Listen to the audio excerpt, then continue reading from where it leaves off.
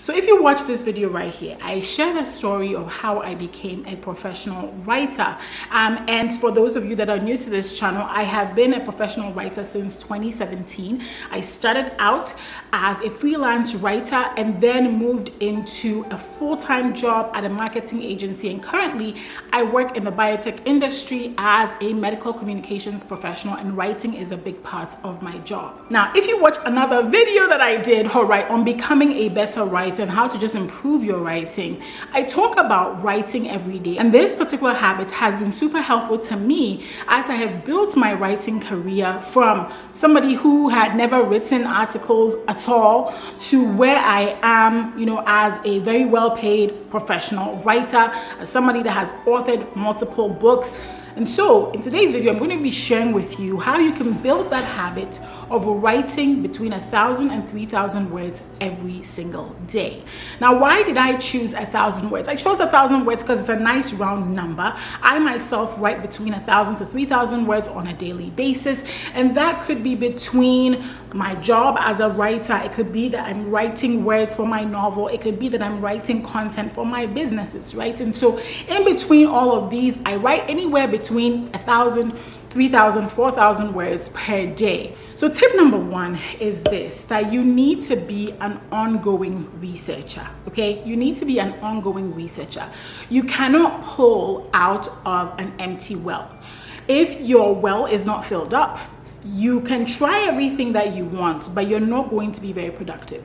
And so what does it mean to be an ongoing researcher? What that means is that read often, right? You read books, read articles in your field or in the field that you want to write in, watch the news.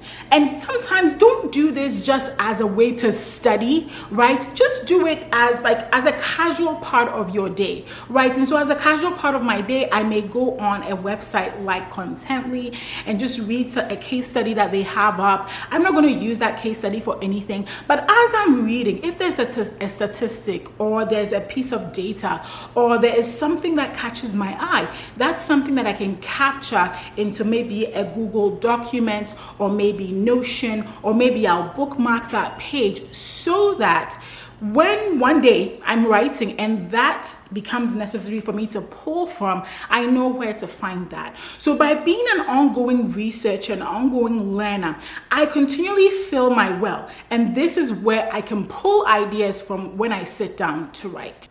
And this can work for both nonfiction and fiction. I read a lot of fiction books because I myself have begun writing fiction books.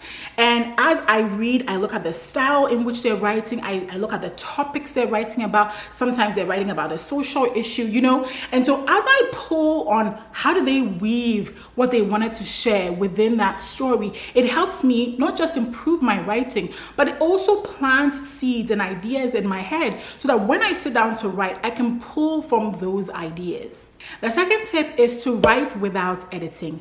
I know there's so many of us that want to put 1,000 perfect words on a piece of paper.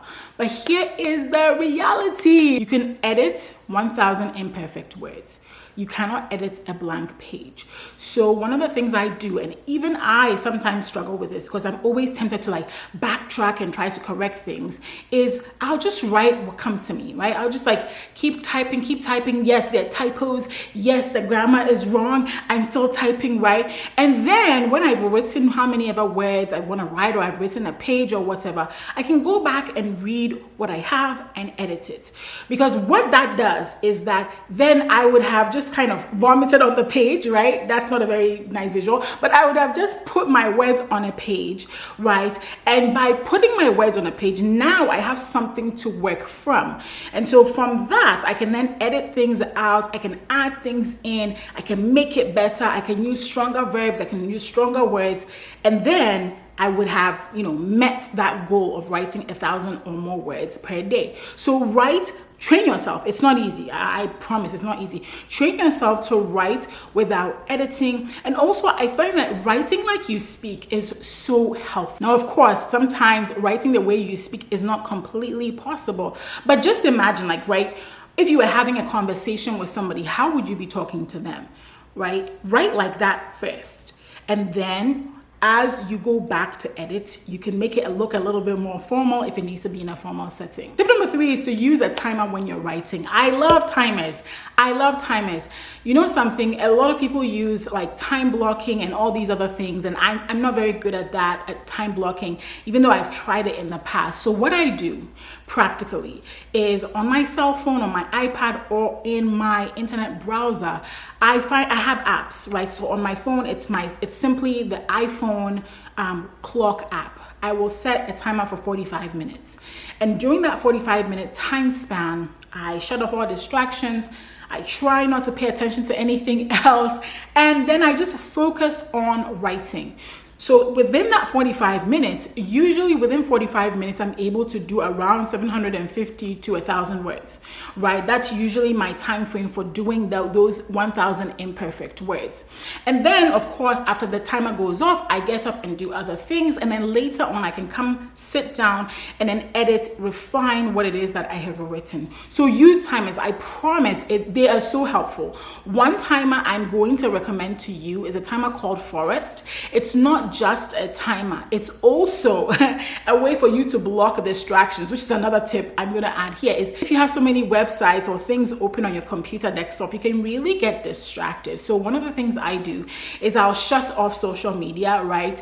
I will close all the browsers, and usually I'll open I write in Google Docs a lot, and so I will open a fresh browser with Google Docs alone, and maybe the other tabs that I may open may be some research I've done before that I want to pull from, and I keep that there.